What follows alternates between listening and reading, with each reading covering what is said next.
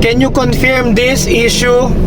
Nandito tayo ngayon sa 2019 White Paper of Pi Network.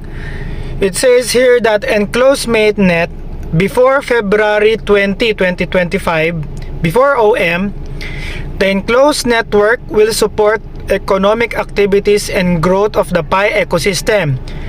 Thus, following Pioneer to Pioneer, Pioneer app, etc. transactions will be allowed.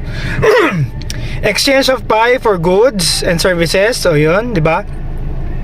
Transfer of Pi between pioneers for goods and services. Okay. The following uses will be prohibited: exchange of Pi for fiat currency, exchange for Pi for other currencies, transfer for Pi for a future promise of fiat or other currencies. Di ko masyado na ano yun ah.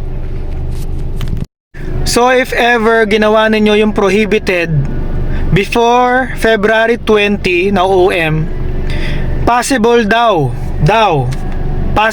na baka maban kayo pati yung mga lock ninyo na Pi.